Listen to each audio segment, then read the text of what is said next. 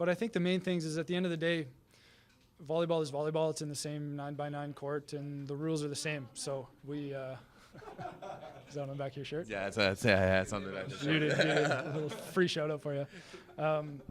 And it doesn't matter who's on the other side of the net. You need to still execute to the best of your ability if you want a chance to win. That's right, ladies and gentlemen. You got to execute to the best abilities if you want your chance to win. Thank you very much for that, Brett Walsh. My name is Everett Delorme, joined as always by Mr. Rob St. Clair. This is the 9x9, the 81 square meters of the best volleyball content on the internet. It is episode number 83. And Rob, it feels like we haven't done this in a while. It's only been 2 weeks. But throughout the summer, we've been doing it maybe a little bit more than every week. And after 2 weeks, after having a week off, I feel rusty. Feels like it's been a long hiatus. There's NORCECA events coming out of nowhere that I know nothing about, and we're going to talk about them. It's the beginning of the Continental Championship season, and we are here to talk all about it here on the 9x9. First and foremost, Rob, how are you doing? How was Europe? Europe was fabulous. Thank you. I'm back. I'm recovered from jet lag. I was in Northern Ireland, followed by Scotland, followed by England. I got to tour a bunch of cool cities. So no volleyball countries, basically. No volleyball countries. But that's okay. It was a little break from volleyball for both of us before we jump right back into the second half of national team summer, which is going to be insane because, like you said, they're like all these continental events. Some of them are more significant than others, which we can certainly talk about later on with all these dumb NORCECA PanAm events that are going on. But we should start with an event that is very significant, and that is EuroVolley. The European Championship on the women's side is in full swing. They're about halfway through pool play. I think there's actually matches going on literally right now, and the men get started next week. But, the Netherlands and France are playing right now, which is actually a pretty big match. Now the Netherlands is up 2-0 after 2 really close first sets. So we'll talk about all this. Here are the pools. 4 pools of 6, top 4 out of each pool. So that's 16 make it out to the elimination round. Everyone plays 5 matches in pool play. And we'll go through all the pools. We'll catch up on everything that's going on. Everett, where would you like to start? Want to start at the top of Pool A? Yeah, let's just start with the top at Pool A because I'll be very honest. I have watched very, very little of the event, but I feel like mostly it's because over the past week, every time I've looked at who's playing, like, I'm really not interested in seeing Poland beat up on Hungary, right? And if you look at these matches, that's exactly like we've just started getting into the good matches now. So now it's time to really start tuning in because as good as EuroVolley is, there is still a little bit of sludge at the bottom of it, if you will, where they're just going to get kicked around by some of the better teams. And let's be honest, Europe has some of the best teams in the world. Absolutely. And the best example of that is right here in Pool A, because you have Hungary and Slovenia, who are both a fat 0-3 with 0 points. Fat 0-3, I like that. And everyone else, Serbia, Poland, Ukraine, and Belgium, we already can see right here that we know the 4 teams that are going to make it out of this pool. It couldn't be more obvious with a couple matches left in pool play, but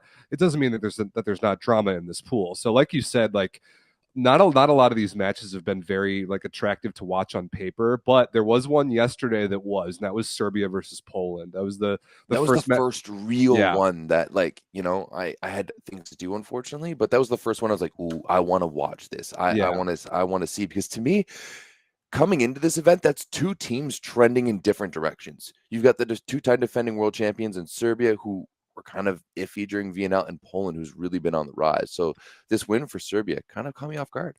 Yeah, so Serbia did win 3-1 yesterday. I watched this match, really enjoyed it. It was Poland came out of the gates flying. They looked great in the first set, 25-18. I mean, Serbia made way too many unforced errors combined with some really bad outside hitter play. They weren't particularly close, but then Tijana Bošković got angry.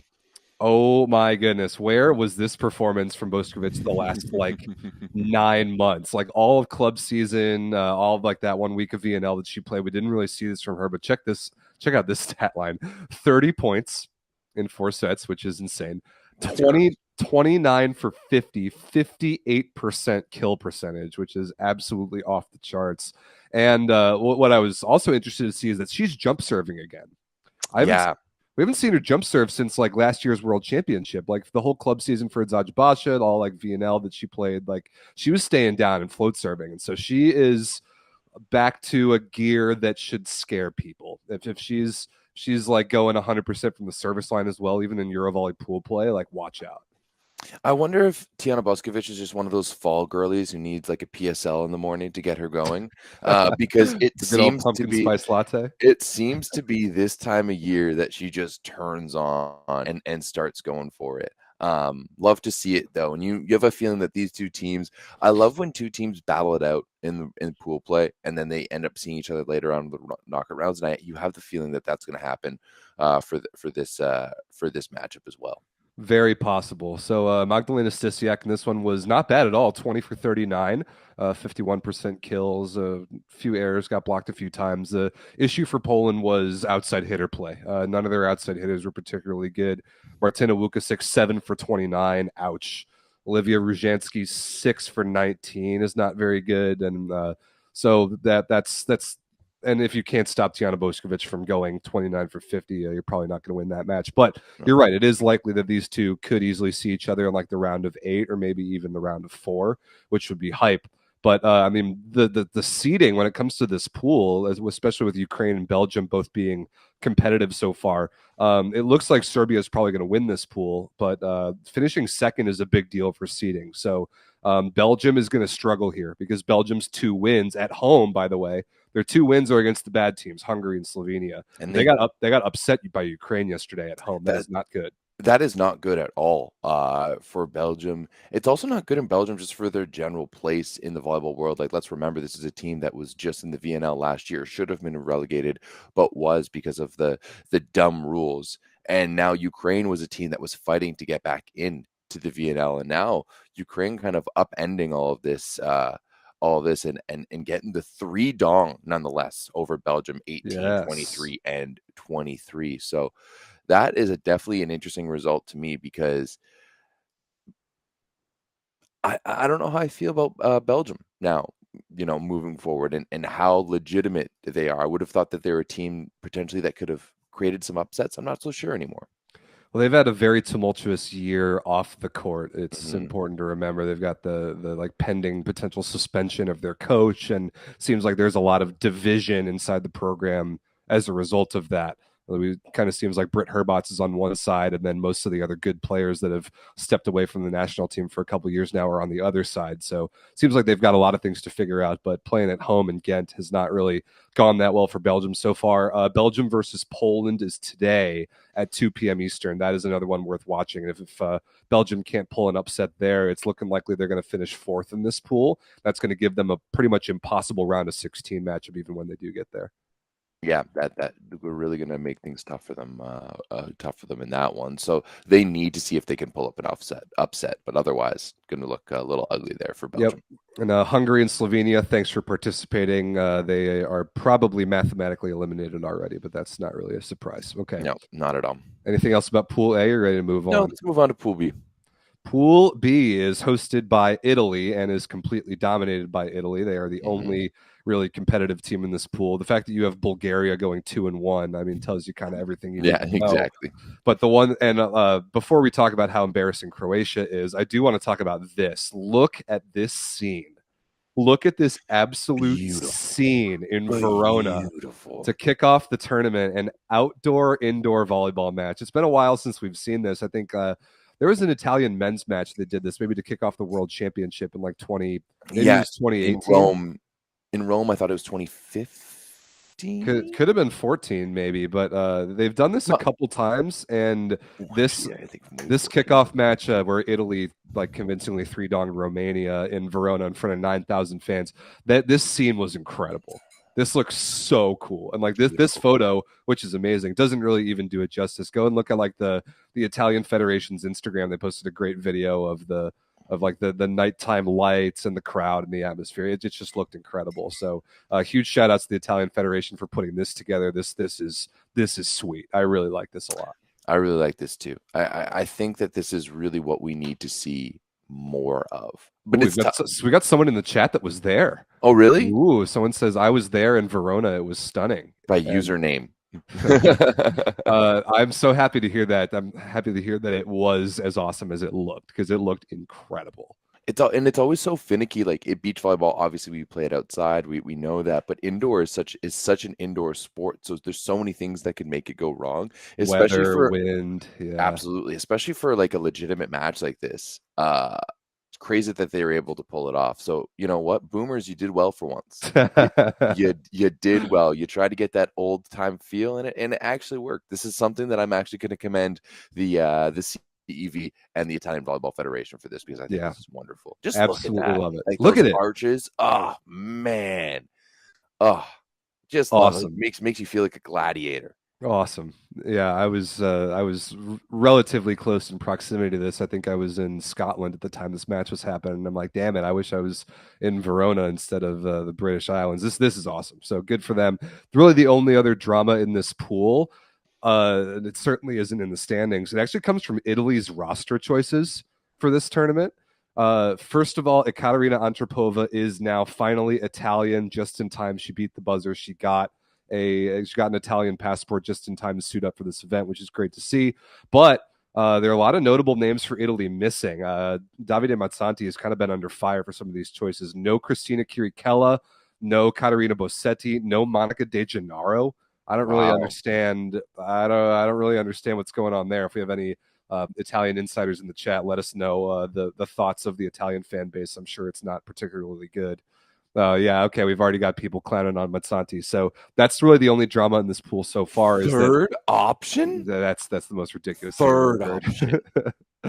I mean, sorry, she might be the best player in the world, but she's the third option for Italy. Wait, who's in front of her? Mingardi and Antropova? No, it's Antropova and probably Nwakalor. Nwakalor? But I mean, come on. So yeah, Mazzanti has been under fire, but it hasn't cost Italy in the standings so far because this pool is so comically weak. And speaking of comically weak, what the hell's going on with Croatia? Croatia, to me, had one good tournament, because since winning their spot in VNL last year at the Volleyball Challenger Cup, they have done nothing. They lost to Korea at the World Championships. They lost to Korea, and then they went and laid an egg at VNL. Croatia, to me, they should almost not be allowed back in, or they have to start in like the bronze league of the CEV. Like, don't even go back to the gold league. Like, this has been embarrassing. You shouldn't get another shot to be amongst the big boys, or sorry, at the big kids table anymore. Not if you can't even make it out of pools at EuroVolley in this group. I mean, come on. You can't beat like Bosnia, Switzerland, Romania, and Bulgaria. What are we doing? Yeah, I'm sorry. You should have been number 2. You should maybe three. But that is embarrassing. Embarrassing. Romania, Switzerland, Bosnia and Herzegovina.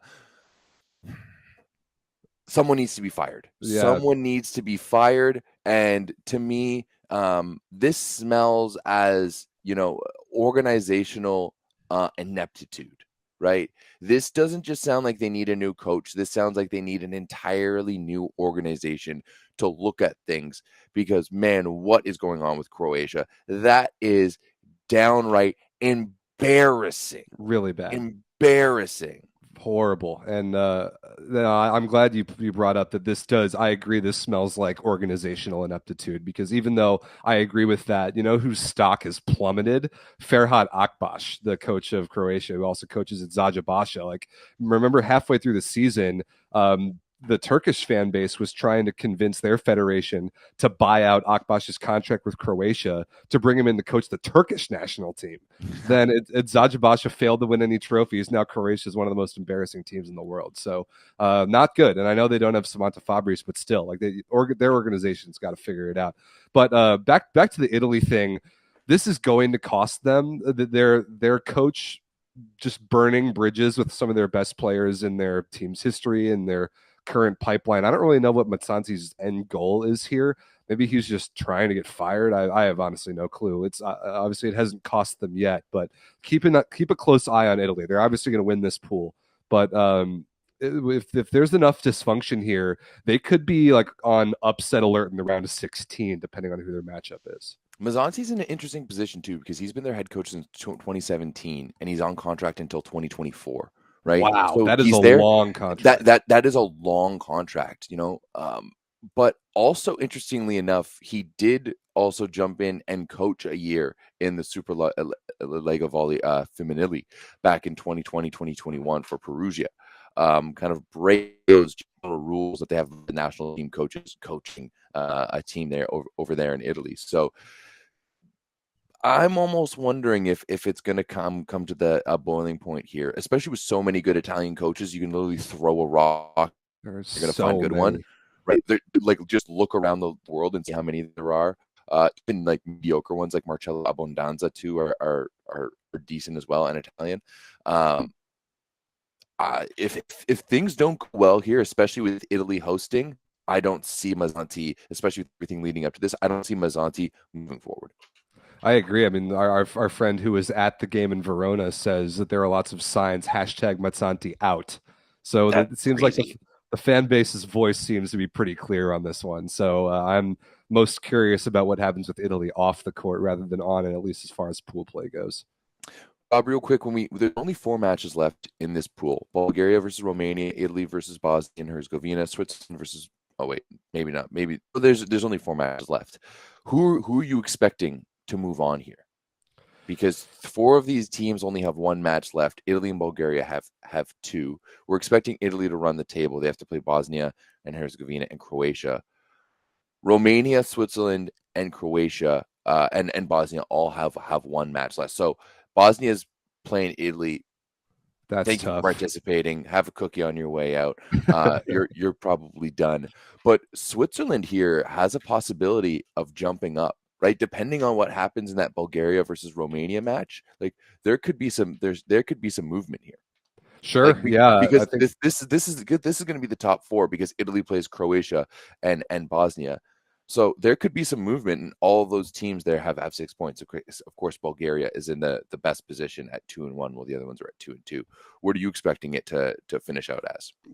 I'm definitely thinking that Bosnia is going to be the one that misses out. Not only are they trailing by a point right now, but then they have to play Italy next, so that no matter who Italy plays, no matter what their dysfunction is, the talent disparity is just way too big. So I think the 4 teams that are listed there, top 4 right now, are going to be the ones that move on. But you're not kidding that Switzerland has a chance to finish second in this pool, and that would be pretty wild.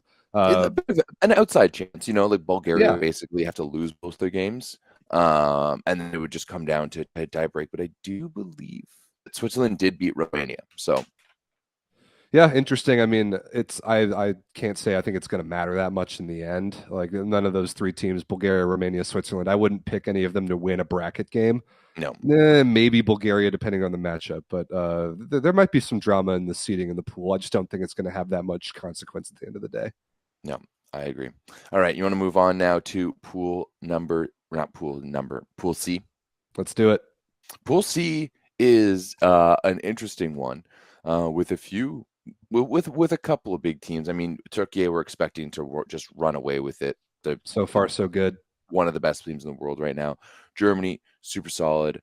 But then everyone else there, I would have liked to see maybe a little bit more from Sweden. But they still have a couple more matches to be able to right the ship a little bit. Yeah, so the only headline I have about Turkey, because they've been so good so far, they haven't really had any problems with anyone they've played, is that Melissa Vargas set the new women's serve speed record. She absolutely torched a ball 112 kilometers an hour. That's all right. That's just all right. decent. I think it was in the Sweden game where she had a bunch of aces. So that's ridiculous. Good for her.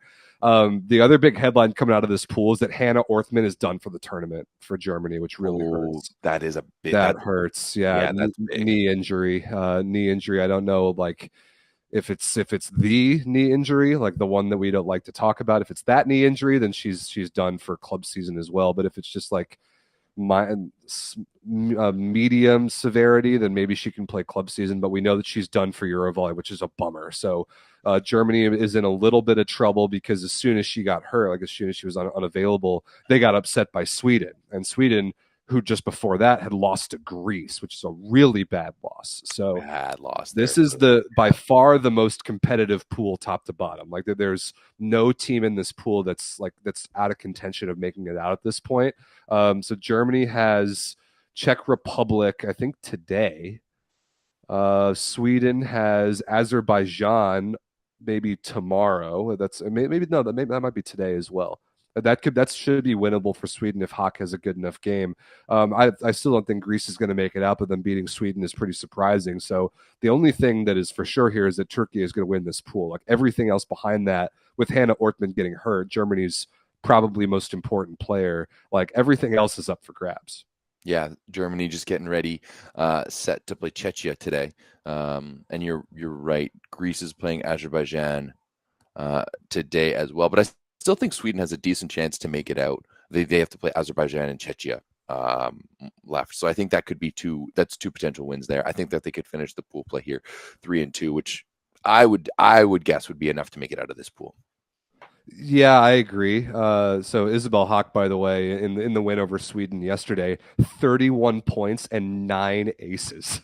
They really need her sister to start stepping up, because that is absolute. That's just filthy. It's crazy.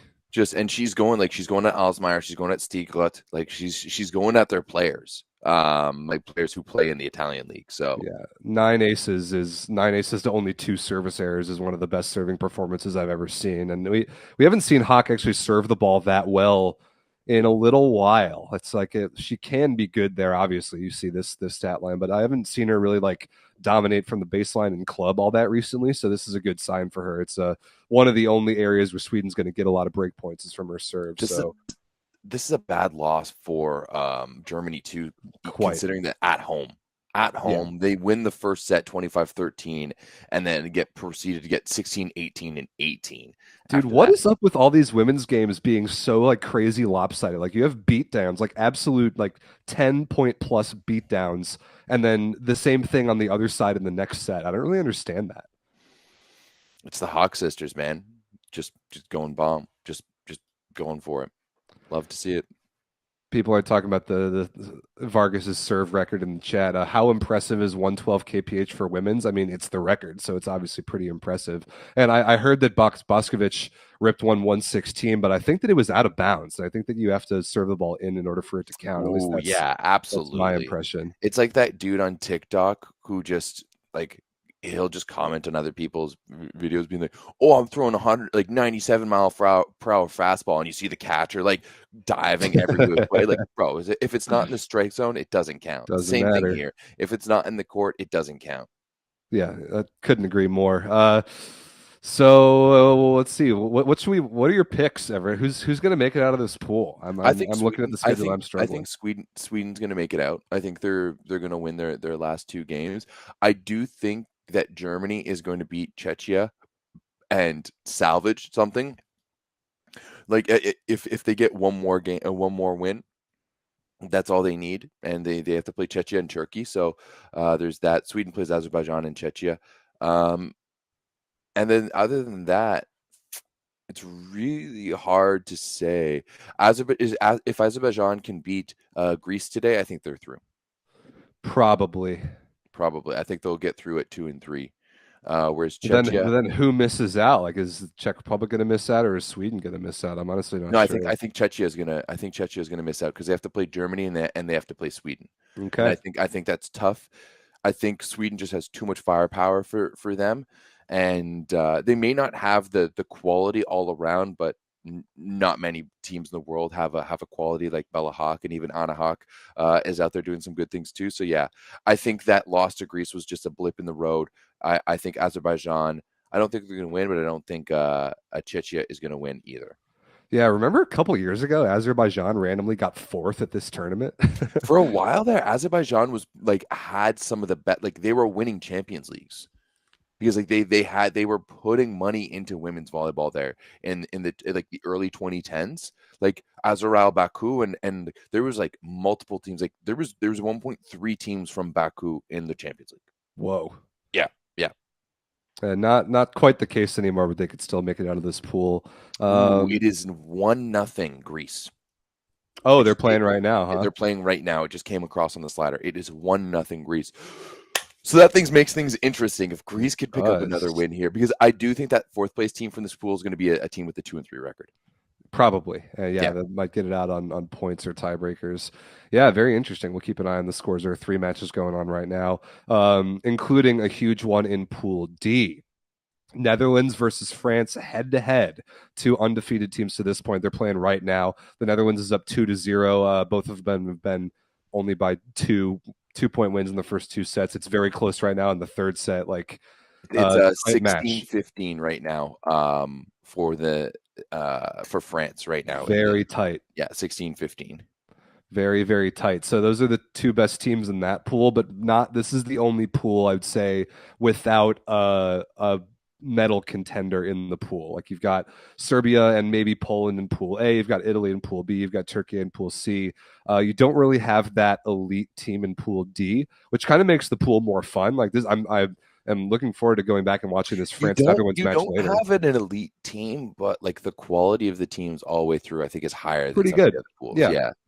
And unfortunately, Estonia, who's hosting the pool, is down there at the bottom. But like Finland, Spain, Slovakia, like at least kind of respectable. So yeah, all decent, all decent. But you're right, not much to talk about here. I mean, France really. I think this is a really good opportunity for France to really cement themselves in the world scene leading into next year's VNL. Like, yeah, I agree. I don't think either, like our friend in the chat just said, France and the Netherlands aren't going to medal at this tournament. I probably agree. But if France can come back and win this match, or if they can at least win a bracket game, I think going into next year playing VNL, hosting the Olympics, it's just going to continue to raise their stock. This is a team that knows they're going to be at all the major competitions now over the next little bit, and I think that's giving them a little bit of confidence. Love to see that they're 4-0 so far. Not saying like this is going to be the last game. Not saying that's been easy, but it looks they've made it look easy with 12-2 in sets. Yep. So yeah, we'll keep an eye on that score of France versus the Netherlands if Netherlands can polish off a sweep or see what sort of drama is going to happen. But otherwise, I don't really have anything to talk about in Pool D. No, me neither. That's pretty much, and that also wraps up everything as well for as for it to come to pools. Only a couple days, like it's basically today and tomorrow. Yep. When looking at the rest of pool play, there's a couple pool games on Thursday, so we'll know the bracket on Thursday, and then I assume there's probably a travel day before we kick off the round of 16. But on next week's show, we will have plenty more to catch up with women's EuroVolley. Yeah, the 27th is the day of the 8th final matches in Italy. 28. Oh, okay. They've got a couple days off. That's Sunday, I think. Yeah, I think you're right. Yeah, they start playing Sunday and Saturday for the knockout round. So a couple days off there. Gotcha. All right. So speaking of EuroVolley, we've also got men's EuroVolley kicking off. I think there's one match of men's EuroVolley on Monday, and then most of the rest of the tournament kicks off on Tuesday. So on next week's show, we'll talk about men's EuroVolley. At least just kind of preview the pools and make some picks. But you're not missing anything there other than one match. I think it's like a pointless match. Let's see who's playing on Monday. It is Italy versus Belgium. So that should be Italy, no problem. But then the tournament really kicks off a week from today. So we'll talk on next week's show about men's EuroVolley. What, you've got no hope in Sam Giroux? No. Him and the Belgian boys, the Red Dragons, getting something done? No. All right. So no, we will not preview men's today. We will do that next week. Yeah, that will be. Yeah, let's do men's next week. But a men's tournament that we will talk about is the greatest, most glorified exhibition tournament in all of volleyball. Congratulations to Italy on winning the Hubert Wagner Memorial. We like to make fun of this tournament as until recently it was the only tournament that Poland could ever win, although they did finish third in this one at home. Pretty competitive here. I mean, 2 2-1s, 2 1-2s. Italy ends up winning it on tiebreakers. Here are all the results from all 6 matches. Check out that barn burner, Slovenia versus Italy, 25-23 in the 5th. Crazy. That is spicy. Crazy. Slovenia actually looking good in this one, picking up the win over Italy, picking up the win over Poland. I know it's an exhibition match, and like did Engapeth play for France? I think he did. Yeah, that's what I thought as well too. Yeah, I'm pretty sure he did. The other thing that we saw was Alessandro Bovalenta make his senior team debut for Italy at opposite.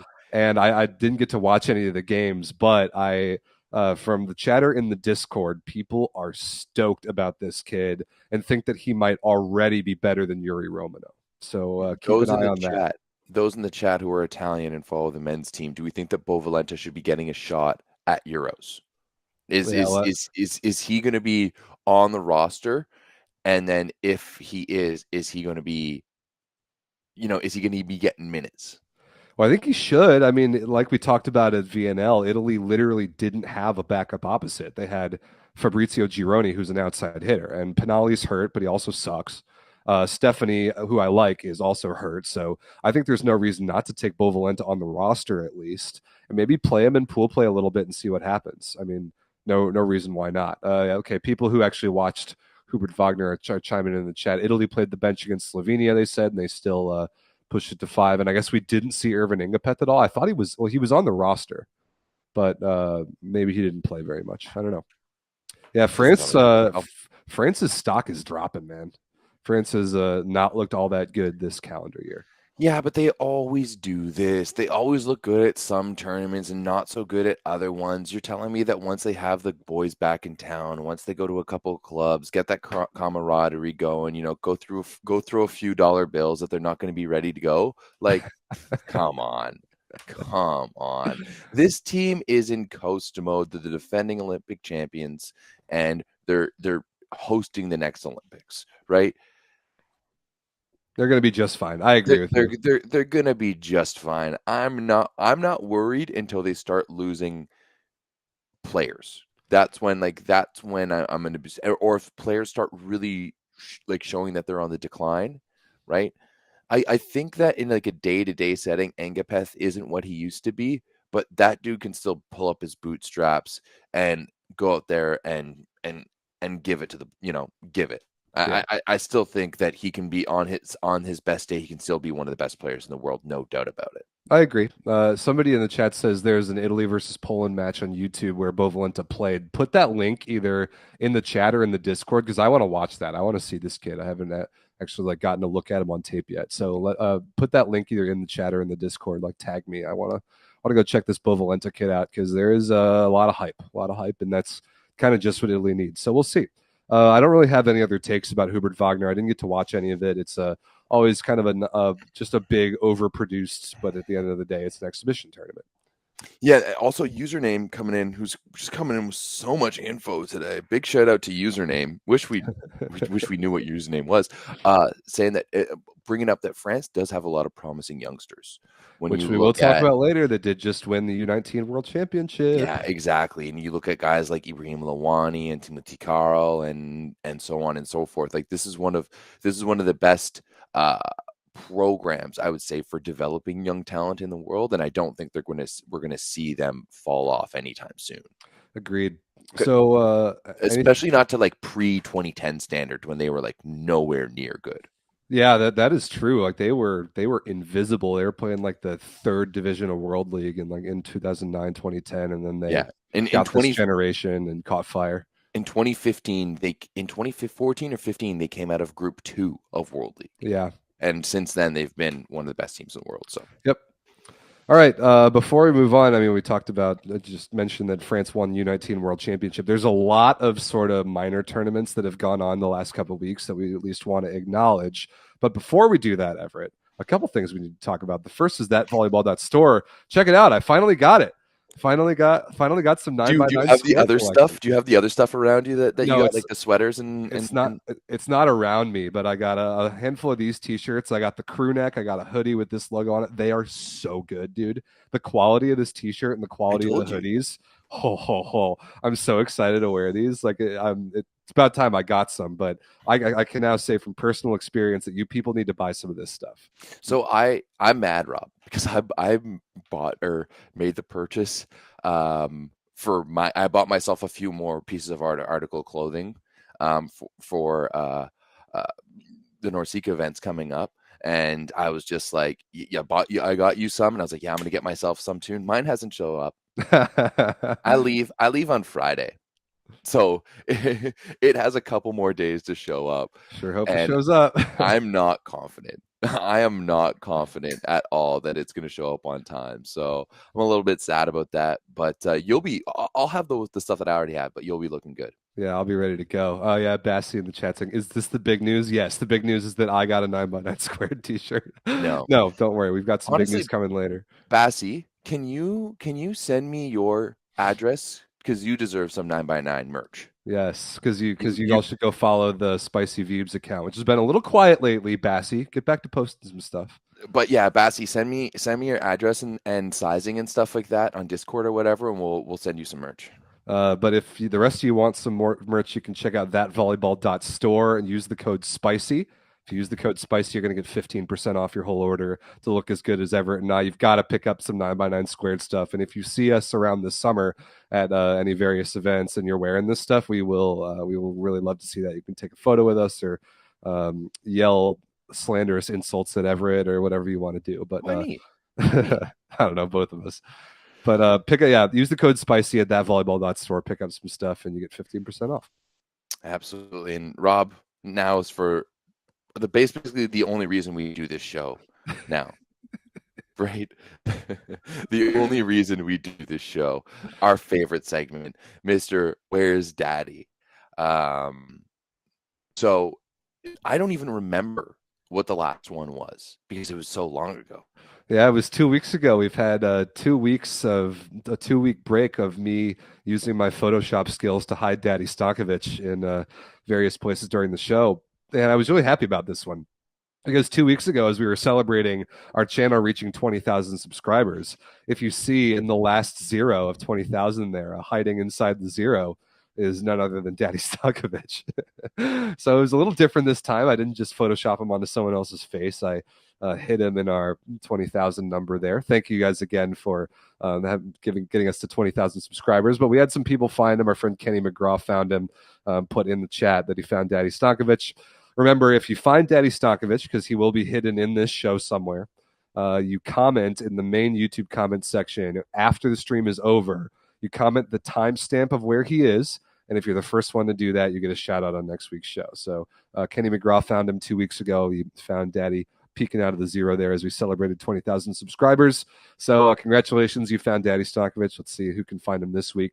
Speaking of subscribers, make sure you subscribe if you haven't already, and give the video a thumbs up. We've had almost 250 people tune in, only 9 likes.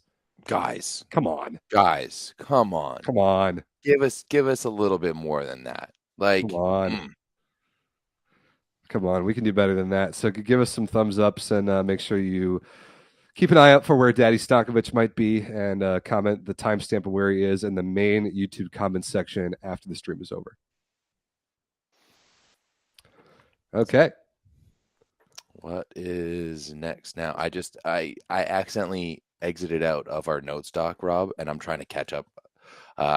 Okay, here we are. Now we're back on. Here we are. All right. Let's head over now to the under 19s, and I'm surprised you're starting with the U19 men and France. Big ups to them for winning that tournament. France gets first, Iran gets second, Korea gets third, and Rob, your United States of America, highest ever finish for the boys on the junior or youth side, picking up a fourth. Massive for you guys, especially since how much you guys struggled at the PanAm Cup last week with your B team. We'll get to that.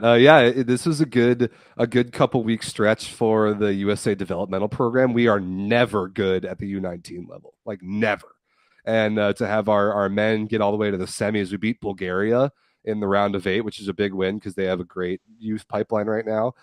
We did get absolutely stomped by France in the semifinals, but that's okay.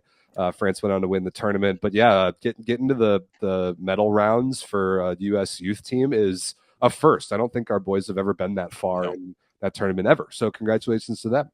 I think that's awesome. But what's even more awesome is the women's U19 team, or I guess you could call it the girls U19 team, winning the U19 World Championship. Clearly the best ever, our first ever title in that tournament ever. A reverse sweep over Turkey in the final to win it. That was awesome. Huge congratulations to this team. And I think most of this same team, all these U19 girls, are actually playing right now at the U21 World Championship. Most of that team is the same, a couple additions, but the U19 team, after winning the U19 World Championship, is playing up at the U21 World Championship in Mexico right now. But this is a first in USA history for a youth World Championship on either side. So huge congratulations to the girls. This is a big deal, big performance for our youth system. You know, when I was seeing that, it surprised me at first, because when you think of how dominant the USA, like maybe not on the boys, but definitely on the women's side, like how dominant they are at the youth ages, how the NCAA is widely regarded as the best development league in the world for women's volleyball. It surprised me that this is the first time that we saw a result like this from the United States. But when I started thinking about it a little bit, I think it really benefits Europe in general to have a lot of age class national teams, you know, going down to like U16, U7. Like they do this quite a lot in Europe. Like they have their regional tournaments and they play internationally quite a bit. Whereas in North America, we just really don't get the opportunity to. I mean, hell, for U19 for Canada, like we just started having a U19 team. We still don't have a U19 boys team because we can't get our act together enough to get it all together, because there's really not that much point. The reality is, why would we send a U19 team to a NORCECA event to qualify when they could play club tournaments that are going to be more difficult than playing Guatemala or Costa Rica? Nothing against those countries, but just like the population and the infrastructure isn't really there to truly challenge us. I mean, I think you guys do a much better job at managing all of that than we do, as we saw our women's team get slapped at the PanAm Cup over the PanAm Cup or the past little bit. So we'll talk about that in a bit, but big ups to the USA and women for really, you know, getting in there and starting to make some ground on the junior side over there internationally. Yeah, that's exactly the point that I was going to make, is that our juniors teams and like Canada's juniors teams, and I think just kind of North America in general, we don't get nearly as many chances to play legitimate events at the youth and juniors level compared to Europe. Like really, like these U19 teams, boys and girls, are pretty much just like thrown together once a year. They train for a week or two, they go to the tournament, and then that's it.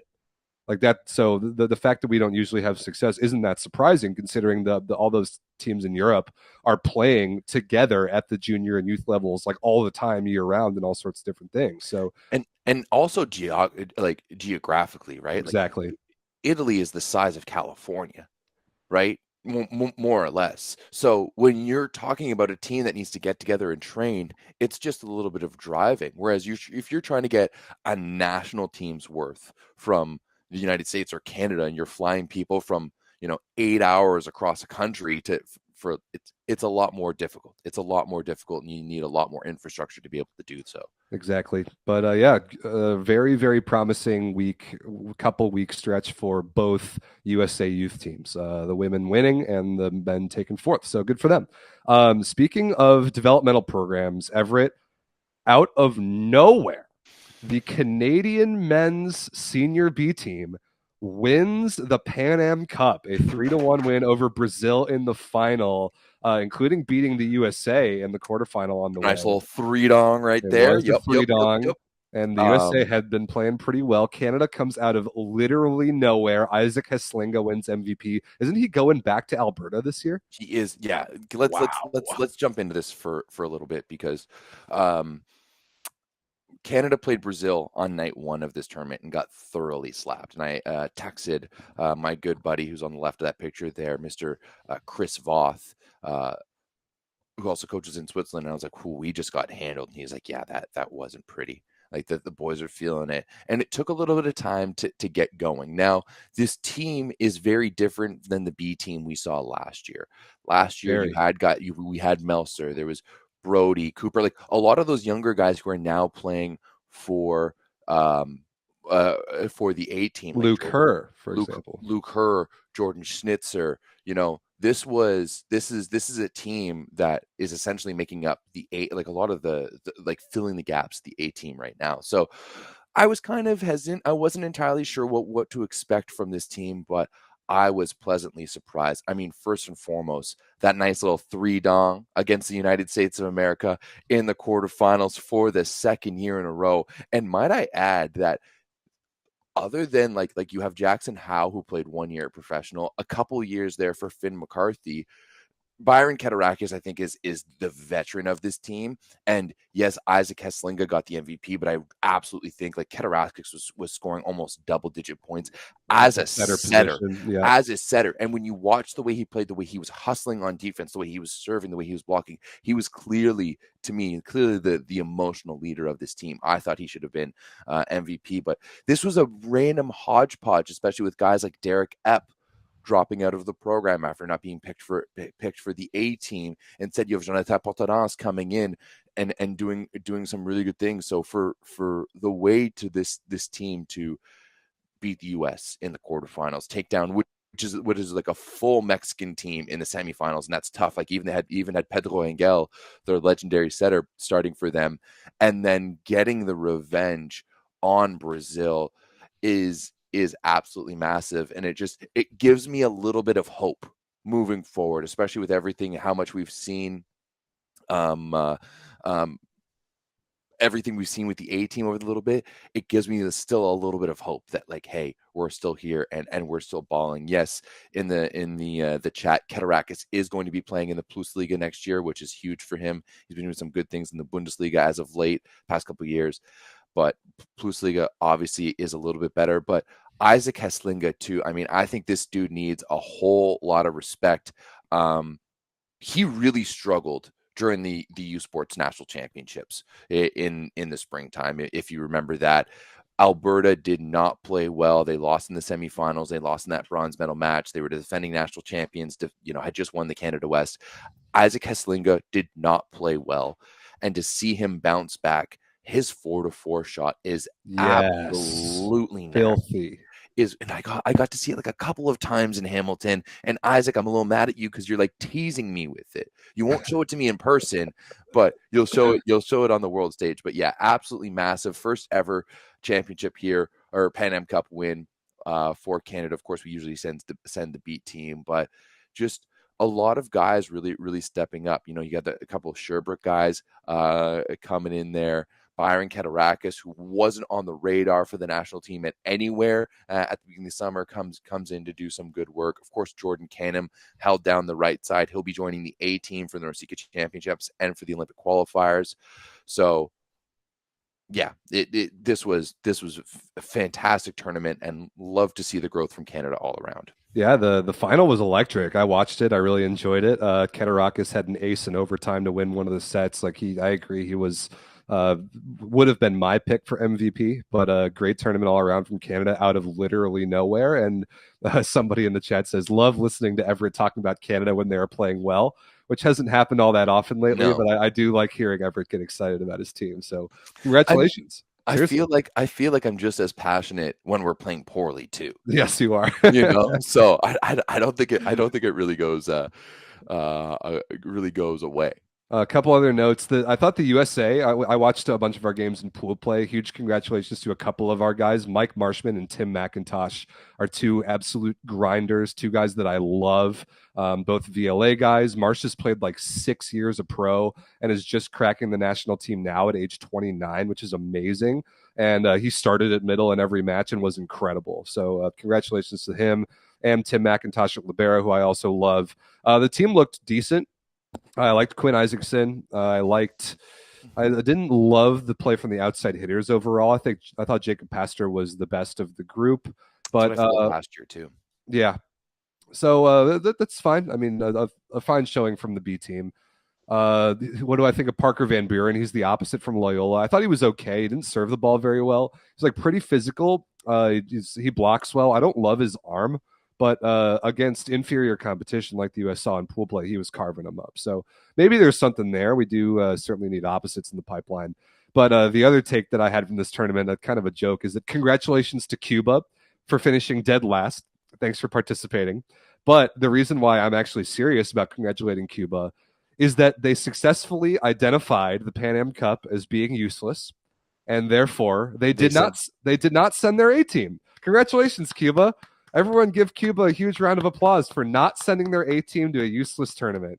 Good job, Cuba. You sent them to the Central American and Caribbean Championships in the middle of VNL, but you chose not to send the A team to the Pan Am Cup. Good job, Cuban Federation. A step in the right direction. Jeez. Jeez. One thing that I'm looking at here from the Canadian stats is how even our offense was. Katarakis led against the U.S. with 9 points. Heslinga beat as a setter. Heslinga, when we beat Brazil in the finals, Heslinga led Canadian scorers with 13 points. Darlin had 23. It's pretty balanced. I mean, Canada was getting a lot of guys in there. We saw 24, sorry. Might have seen all 4 outsides. I think we saw like Jelser, House, Heslinga. Who's the last one? We didn't see him in the finals, but we saw Falardo. Evan Falardo, that's right. We definitely saw him in the semis as well against Mexico. So, yeah, just good things all around happen. Good job, Canada. All right. Anything else about men's Pan Am Cup? No, that's enough. We've talked about it enough already. Sorry, guys. The women's Pan Am Cup was a couple weeks ago, and a very surprising result. Congratulations to Argentina? ? The Argentinian women win a Pan Am Cup. This was kind of weird. Good for them. They beat Puerto Rico in the final. The USA B team beat the Dominican Republic for bronze. I didn't watch any of this. I have absolutely no takes on this tournament, except that now, only a week or two later, is the Pan Am Cup Final 6. Who knows? Which is going on right now. What are we doing? Why are we? What even is the Pan Am Cup Final 6? I don't. Why are we playing all these tournaments? I don't know what it's for. I don't know what the like. Does it qualify for anything? Like, what are we talking about? No idea. And I just know that the men's Pan Am Cup Final 6 is going to be is in Edmonton in a few weeks, September 17th through the 25th. Yes. What is happening? There's way too much volleyball. Like, so there's the Pan Am Cup, there's the Pan Am Cup Final 6, and there's the Pan Am Games. I have no idea what any of those things are. Then there's like 4 different NORCECA tournaments. Like that's enough. Like, relax, guys. We don't need to play 5 different B team events in the same summer every year. But congratulations to Argentina. I don't know anything about this tournament, but the Argentinian women have never really been on my radar, so maybe this is a step in the right direction for them. It doesn't even say in like the NORCECA press release about what it's about. I mean, if any of you go, please, people, if you haven't done this before, go to norceca.net right now. And just look at that monstrosity of a website for about 15 seconds and then close out that tab. But like, just look at that website for a moment and you'll kind of understand what we're talking about.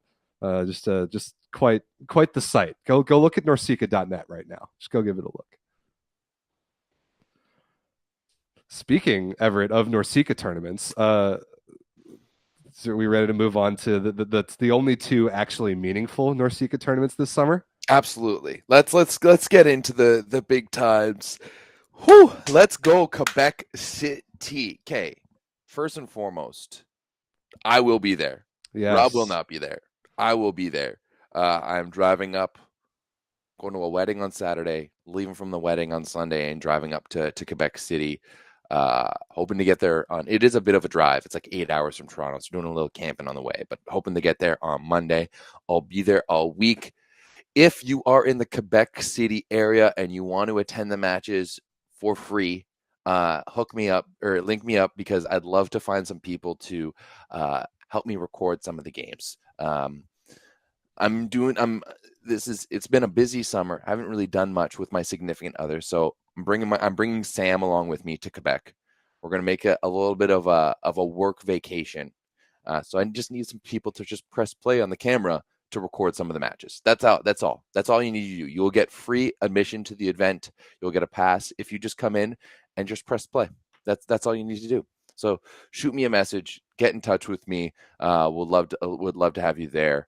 I'll be there for all the primetime matches because I think it's like Tuesday and Wednesday Canada plays primetime, and then Thursday it's USA versus Dominican. So I'll be there. Yeah, I'll be there for all of those. But during the day, looking for someone to record other teams. So yeah, shoot me a message.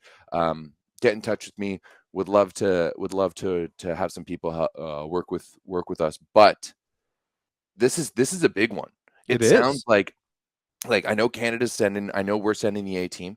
I know Dominican is sending the A team. And from what I hear, the legend himself, Mr. George Washington of volleyball, Mr. Karch Karai, and the USA women's A team will be in Quebec City as well. That is correct. And I'm so stoked for that. me too. This is the most significant NORCECA tournament in like 5 years, maybe probably since like 2017, because so for the first time in a while, because of thank you to the FIVB for once again completely revolutionizing the calendar and the way qualifications work.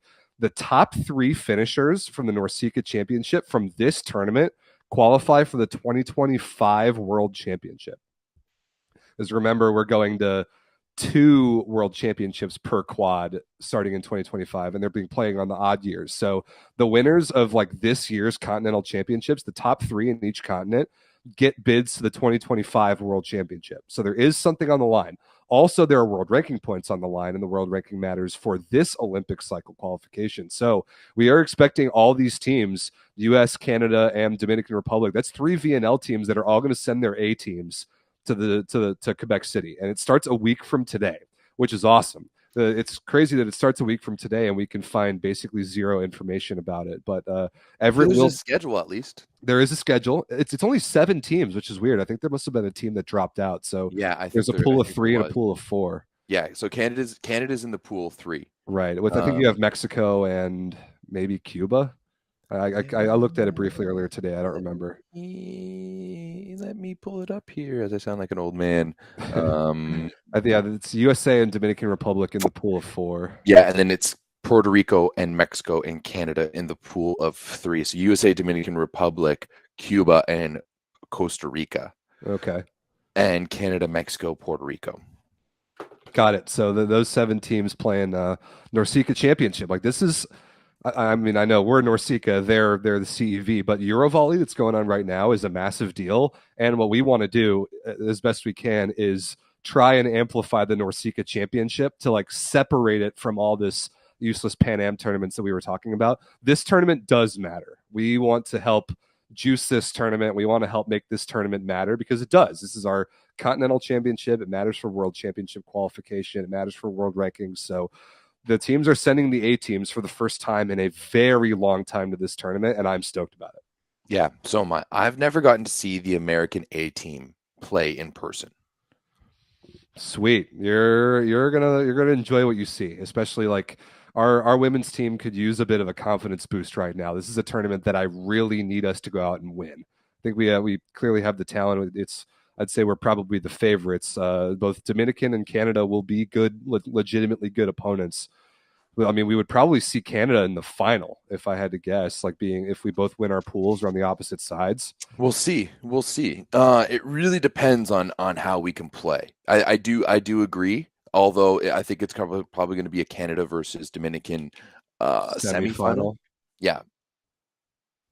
So those will be good games. Like this is a legitimate tournament. And like the federations wouldn't send the A teams if this tournament didn't matter. So we're gonna try and help separate these events, like the NORCECA Championships, from the other tournaments that we were talking about a minute ago. So definitely tune into this. It's in Quebec City. It's at the University of Laval, right? So yeah, I assume they're streaming it. Yeah, they'll be streaming it. My assumption is I actually need to double check this with. I just want to make sure that Volleyball World isn't streaming it. Because that would, I mean, it would change. I'm still going. I'll still just use it as a vacation, check it out, do some interviews and whatnot. I wouldn't be able to film, which would suck. But yeah, it's going to be at the Université de Laval. I'm assuming, my assumption is that it's going to be on the Volleyball Canada YouTube, just like we saw PanAm Cup from last year. Right. Yeah. That would make sense. It should be open to all and everyone if they are doing it that way. I'm hoping to do a bit of an event preview with Canada's Jen Cross, who is currently rehabbing her injury, her ACL injury. She just had successful surgery. Congrats, Jen, and is back on the mend. So I'm hoping to do a bit of a preview with her leading up to this event. Unfortunately, she won't be there, but we'll do something like similar to this with Jen. sometime this week, hopefully, to get it all ready. But I'm stoked. I haven't seen the women's team play. I haven't seen any live women's volleyball really at the international stage since like 2019. So Yeah, since the pandemic, right? yeah. So I'm excited. It's going to be a really good week. I'm excited to watch Dominican play. I've never seen Dominican play in person. I've never seen the USA A team play in person. I'm just excited for this event in general. I think it's going to be really, really good. Yep. So it starts a week from today. Everett will be there. So going to be a bunch of content here on the YouTube channel around the Women's NORCECA Championship. You're going to want to watch these games. It will be a good event, and we're going to try and help elevate it as best we can. Yes. Speaking of. Okay. Well, I was just going to say we are going to have baseline highlights. Yes. For the women, which as long as Volleyball World's not there. As long as Volleyball World's not there. But if they're not there, then we will have baseline highlights. And if you want to help with those, if you want to come to join my team, that would be awesome. But we have this Bassy Lassie. This is the big news right here, right now. Should I just go ahead and say it, Rob? The 2023 NORCECA Men's Continental Championships will be streamed exclusively right here on Volleyball Source. That's right. We have got the contract from the USAV. We'll be down in Charleston, West Virginia, and every single second and more of the 2023 NORCECA Championships will be streamed for free live on Volleyball Source by yours truly. Let's go. I know we've been a little bit quiet as of late on the Discord. We haven't been doing as many shows. We've been trying to figure it out. And we just confirmed basically this week with last week and this week with this USAV that we are going to be streaming this event. I for one am still astonished really that they chose us. Because it was basically we outbid USA. We outbid Volleyball World. Yeah.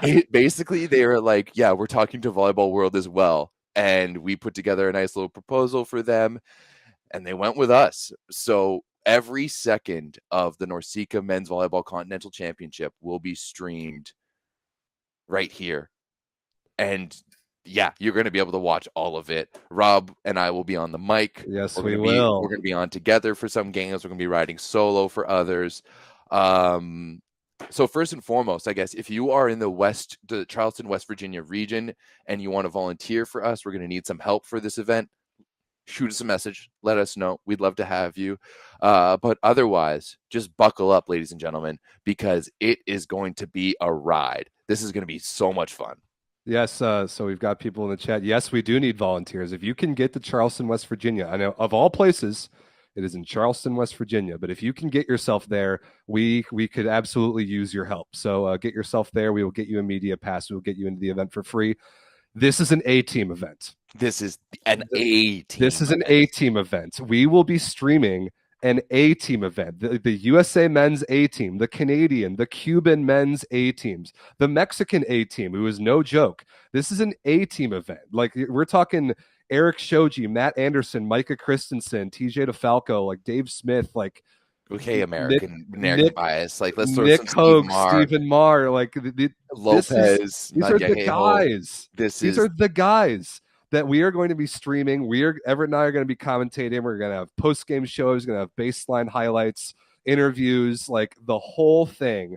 A very, very good live stream production shot from the baseline. You're going to love this. All 22 matches will be on this channel for free. It will be so awesome. It starts 2 weeks from today, September 5th. We are so stoked. This is a big deal for us, and we are so excited about it.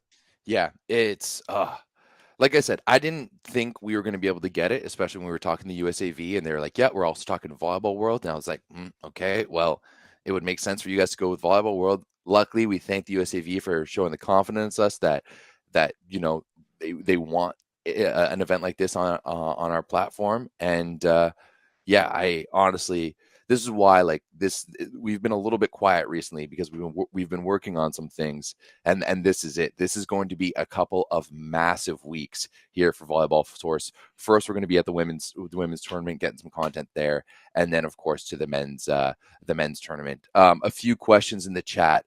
It is not an FIVB tournament. It is a NORCECA tournament, which is why we're allowed to do it. Right. But it will affect tournament rankings, massively affect FIVB world rankings. So that's why this is a huge event for teams who are looking to qualify for the Olympics. It's the last big event before the Olympic qualifiers. And then, all of those points are going to be so important for those other teams who are trying to fill out the 12 for Paris 2024. Huge. And these will be the A teams. This will be the first time the men's A teams will be sent to the NORCECA Championship since maybe like 2017, that one that was in Colorado Springs. But again, in the theme of elevating this tournament, this will be by far the most and best coverage of the NORCECA Championship ever. And it will be right here on Volleyball Source. Everett and I are going to be there. We're going to do everything we can to elevate this event, especially with us doing the coverage and with the A teams being there. This is going to be massive. I'm so excited about it. This is the first time, like you said, that we've really had all of the A teams be there since 2017. But even then, I don't think like Cuba was present. Maybe not, and at least that was still in the era where none of the Cuban players were playing for Cuba at that point. So it was really just the U.S. and Canada. I remember those matches. So yeah, this is going to be probably the most competitive NORCECA Championship ever. It will be definitely the best broadcast. It'll be the most coverage, and it'll all be right here. It's going to be sweet. Yeah. So if you guys want to see anything, you want to hear anything, you want to learn anything, just let us know. You'll have a direct line to that event through us. I have like tingles right now just talking about it and thinking about it. There's a lot of work to be done between here and there, and yes, there is. It's very close. It's very, very close. But yeah, it is huge. We're still not sure if Simon will play for Cuba. I don't think he will, which is a bummer. But Cuba did fire their coach. That's a good question in the chat. Cuba turned over their coaches of both the men's and the women's teams. So no more Vives. Thanks for participating. So I'm curious to see how the new guy handles it. So this will be the first tournament for the Cuban men under the new coach. Another storyline. Yeah, there's going to be a few different storylines in this one, and I think I think it's going to be a lot of fun. Especially like I think we're gonna see Cuba, or not Cuba, but just NORCECA in its entirety. I think Mexico is looking decent these days. Puerto Rico has some young talent like Dominican still has Tapia running the show. So, and of course Canada and the USA. So yeah, this is awesome. So stoked. Make sure you share the good news. Make sure you hype it up for us because we're going to be there the entire time, and it's going to be awesome. Yep. So first matches are 2 weeks from today. But yeah, Everett will be in Quebec City before that. You're going to have a hell of a couple weeks, my friend. Then we'll be meeting up in Charleston, West Virginia for the Men's NORCECA Championship in 2 weeks. It's going to be awesome. It will be awesome. Yeah, it will. It will be awesome. So like we said, you want to follow it? Right here's the place to do it. Right here's the place to do it. No, so yeah, if you're interested in volunteering with us for the NORCECA Championship, or if you're interested in sponsoring the NORCECA Championship, yes. if you have any associations, any brands that might want to sponsor the broadcast, the coverage, the highlights, the post game shows, like we've got a sponsorship media kit that we can prepare and send out to any of you. So if any of you have any connections to anybody that might be interested in sponsoring us, let us know. We'll send you all the information. Yeah. Honestly, like I'm still at a loss of words to say because of it. Like it still doesn't feel real, Rob. How about to you? Like no, it doesn't. I mean, you're hard at work with you're building a little highlight video, a little hype up video, which is going to be awesome. I'm hard to work on graphics. We've got our guy Michael in Texas getting all his production ready to go with all the cameras. We've got travel and lodging already booked. Like it's happening. It's happening. Yeah, you guys are the first ones to know too. We Yeah, haven't this told this we is haven't this is told the anyone. announcement. This is the official announcement. So we decided to do it first here on the 9x9, and then we're going to do it officially to everyone else. So that's it. Oh, That's our big announcement. We will be broadcasting the men's NORCECA championship here on Volleyball Source. It's going to be sweet, but before then, there's still lots of volleyball going on between now and then. EuroVolley, there's actually some good games later today that I'm going to watch. Everett will be in Quebec City for the women's NORCECA championship next week. Everett, it's kind of your call on your schedule when you want to do it. When you want to do next week's 9x9. I don't know what your schedule is. yeah. We'll have to kind of see that. I'm kind of feeling that the U.S. plays their first match of the NORCECA championships at like 1:30 Eastern time, and so I'm kind of thinking maybe we do the show right before that first match.